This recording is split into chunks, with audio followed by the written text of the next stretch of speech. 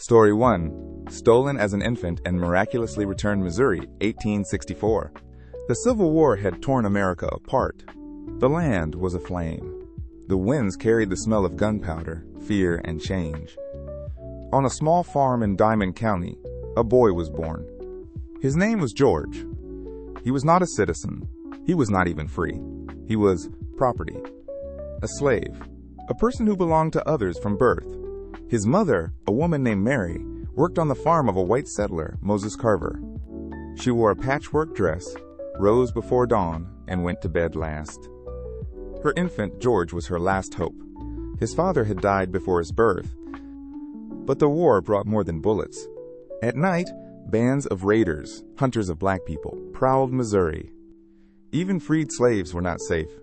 People were kidnapped, taken south, and sold for a pittance. One such night, when the world was quiet as before a storm, the bandits broke into the farm. They burst into the slaves' quarters. They took Mary, her daughter, and little George, and disappeared into the darkness. Without a sound, without a trace, Moses Carver, a man who had no slaves left after emancipation, still felt the blow. He sent a tracker to search for the missing. Days passed. No news. Weeks passed. Hope faded. Then one day, the tracker returned. In his hands was a woven basket. Inside, wrapped in rags, lay a baby. Weak, sick, frightened. It was George. The raiders had apparently abandoned him, too small to sell, too ill to carry. His mother and sister were never found. Never. The boy was orphaned. But he survived.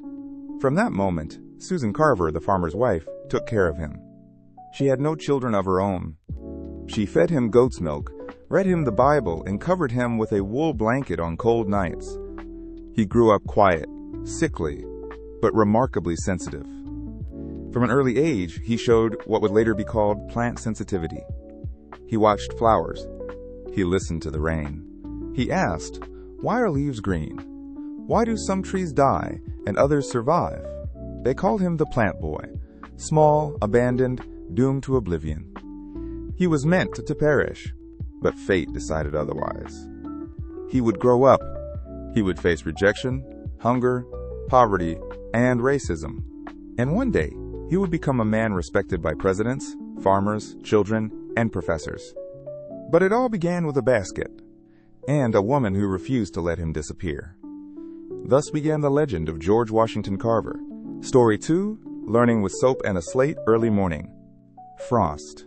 A muddy road stretches beyond the horizon, through cornfields and abandoned fences. A boy walks barefoot along it. His name was George. He wore an old, worn-out coat. Beneath it, several patches barely sewn together into a semblance of clothing. On his back, a ragged sack containing a single textbook and a small slate on which he wrote with charcoal. Sometimes with soap, if he managed to beg a bar from the white children. He was walking to school on foot. 15 kilometers there. And the same back. George had no parents, no bed. He lived in a stable, sleeping on a pile of hay. But he had one thing that warmed him more than any blanket, a thirst for learning. He didn't just read, he absorbed knowledge. The words on the page came alive in his mind. He copied letters with a stick in the dirt, wrote formulas with charcoal on his old slate, and counted in his head while washing his hands in the creek. One day at school, it was noticed that after class, he didn't go home. He stayed behind to wash the floor, sweep, wipe the board. When the teacher asked, "George, why do you do this?" he answered simply, "Because this is a sacred place. Knowledge lives here." Sometimes he studied by the windows of white children's schools, standing outside, listening to what was said inside. They wouldn't let him in. But he never felt bitter. He stood and listened for hours. Sometimes he drew flowers he saw on the road. He made brushes from branches, paint from clay and grass. He tried to understand why some petals were oval and others lance-shaped. His dream was to enter a real college. But how to get in when you're black, poor, without a name or papers? He wrote letters. He was refused. He did not give up. He changed schools, worked nights, washed dishes, laundered other people's shirts, swept barns, just to afford paper and ink. But he kept moving forward, because one day he realized, a man who has nothing but the desire to learn already has everything needed to change the world. This skinny boy with a slate and a bar of soap years later would become a scientist. He would wear a suit and bow tie, teach, invent, receive letters from presidents. But in his eyes would always burn the same fire, the one born on the way to school. When the wind made his hands tremble, his feet were muddy, but his soul stood tall. Story 3. Rejected for the color of his skin and accepted by mistake. It was a sunny day. Steam hung over the station. The train stood still, releasing clouds of smoke and the scent of coal. An old suitcase in hand, a worn-out hat with a pencil sticking out. George Washington Carver stepped off the train and walked toward the college admissions building. In his pocket, he clutched a cherished letter. "Congratulations, you've been accepted." It was one of the greatest moments of his life. Highland College in Kansas was supposed to be the first institution to open its doors to him. He had dreamed of this for years. He walked into the admissions office, handed over the letter. The woman behind the desk looked up. A second passed. Her eyes turned cold. She looked again, then at him, then at the letter. "I'm sorry," she said flatly. "We didn't know you were black. The letter says I've been accepted." "That was a mistake. We're sorry." Carver didn't argue. He thanked her. He stepped outside, leaned against a wall, and just stood there, the letter crushed in his hand. Around him, laughter, students, the warmth of summer. Inside, silence. He returned to town, sat near a church, took out a pencil, and wrote in his notebook, "God knows why I'm here. My job is to keep moving forward. If the door is closed, I will find a window. If there is no window, I will break the wall. But I will become a scientist." From that moment on, Carver didn't just study, he proved that he deserved knowledge. He didn't grow bitter. He didn't blame. He turned pain into fuel. He changed schools, slept in barns, worked nights as a janitor and guard, slept in basements. But he kept learning. He read by candlelight, sketched plants, passed exams. Eventually, he was accepted into a college where he wasn't just admitted, he was respected. Years later, university presidents would write to him, U.S. presidents would invite him, and dozens of schools would proudly speak his name in their halls.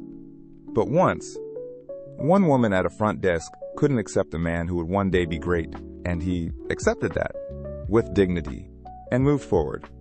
Story 4. The first black man at university and all eyes are on him, Iowa. Late 19th century. A figure appears on the steps of Iowa Agricultural College and immediately draws every gaze. Tall, slender, with neatly combed hair and a small suitcase in hand. He wears a worn but tidy suit. He is the first black student in the college's history. His name is George Washington Carver. It is the 1890s. America has not yet healed from the scars of slavery. Segregation is the norm. In the South, lynchings. In the North, silent disdain. But on this day, in this place, the college doors opened for someone who proved that intellect does not depend on skin color. On his first morning, in botany class, Carver takes a seat at the back. He is used to being unnoticed. But not this time. The professor reads the names aloud, then pauses. George. Washington. Carver. His voice wavers. Heads turn. Whispers. Silence. George stands. Slowly. Calmly. Yes, sir, I am here. A moment, then silence again. But that voice, steady, confident, not pleading, declaring. Carver is given a corner in an old building, a room without heating. He spreads a blanket on the floor and lays out beside it his books, notes, and paints. Yes, paints. He draws. Plants. Insects. Landscapes. His botanical watercolors become famous across campus. They're even used in textbooks. One day, a professor remarks, "This isn't just talent. It's scientific precision with an artist's soul. But Carver doesn't just study. He helps others.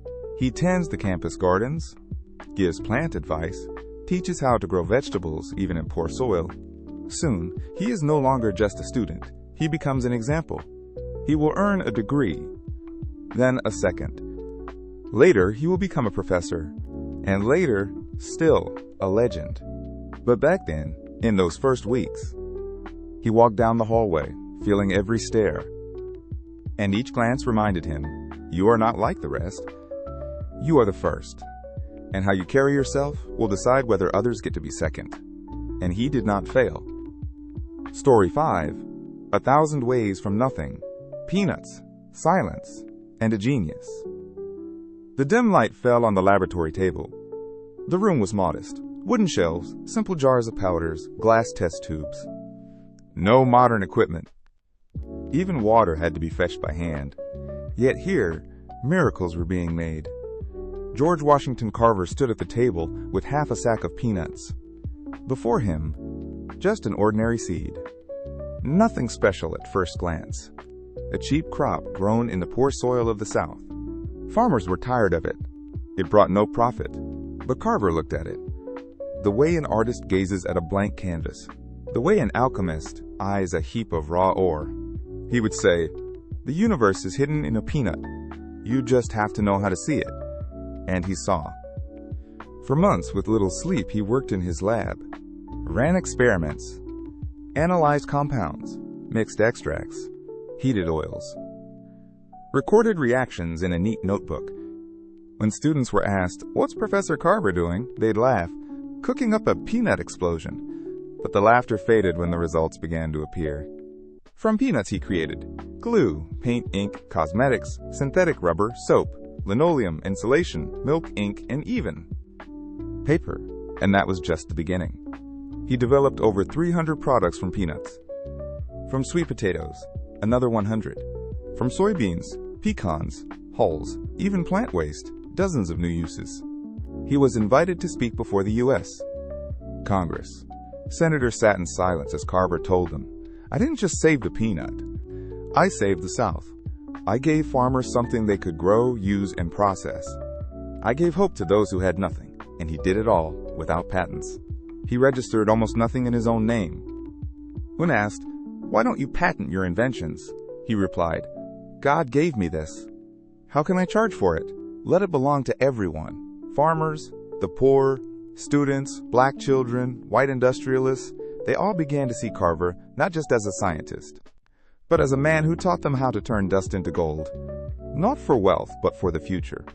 Once, a journalist asked, how did you do it? Carver smiled and said, every morning I rise at 4 and ask God, Lord, show me the secrets of nature. And God says, little man, you're not ready for the universe's secrets, but I'll show you how a peanut works. And so, a simple nut became a symbol of human genius, and of a man who made everything, from almost nothing. Story 6. The Man Who Turned Down Edison. The quiet of the laboratory was broken by the soft tap of heels. Blueprints, test tubes, and small sacks of ground wood, peanuts, and root remnants lay scattered across the table. Just then, a student burst in, clutching a newspaper. He could barely contain his excitement. Professor Carver, have you seen this? Thomas Edison offered you a job. He slammed the paper down dramatically. $100,000. And your own lab in New Jersey. Can you imagine? Carver, without looking up from his extract, simply smiled. Yes, I know. The letter arrived this morning. So, you'll go? He straightened, wiped his hands, and gazed out the window, where students were planting trees. What do you think? He asked softly. You'd refuse? Carver nodded. Yes, I will. News of his rejection, one of the most lucrative offers of the era, spread like wildfire. Everyone wanted to know, why would he stay? And Carver answered, I do not chase wealth. A room, a lab, and good earth are enough for me. I am needed here, in the South, among those who cannot afford to buy themselves a scientist. He stayed, teaching at Tuskegee, a poor institute for black students. He kept showing them how to make paint from berries, glue from roots, soap from crop waste. He taught them to plant beans in scorched earth, collect rainwater, rid the tracks of birds. He received dozens of offers: prestigious universities, national laboratories, personal invitations from Rockefeller and Henry Ford, all with staggering sums. Yet he remained, because he believed, "My science is not a path to money. It is a path to freedom. True revolution begins with how you plant a bean." He died nearly penniless. But when they opened his closet, they found hundreds of letters. From presidents, from farmers, from children, from mothers saved from starvation by his methods. Carver never became Edison, but he became someone Edison himself respected. Ein, blank, underscore, blank. Story 7, never married, yet father to all. The room was quiet. The window open, a faint breeze fluttering the white curtain. On the desk, neatly stacked letters. On the wall, a sketch of a plant. A pencil line drawn by a hand that knew bark and petal better than the touch of another's palm. At the desk sat George Washington Carver, now elderly, his hair silvered, but his eyes still held the same warm light as the boy who'd first opened the book. Sometimes, students asked him, "Why did you never marry?" He always smiled. "I loved learning too much," he'd say, "and I did not wish to subject anyone to my poverty." He was indeed poor. Most of his life, he lived in a tiny campus room, slept on a narrow cot. His furniture, crates repurposed by students. He wore an old suit, carefully mended. Breakfast, boiled corn. Supper, boiled beans. His salary was meager. Most of it went to students and the needy.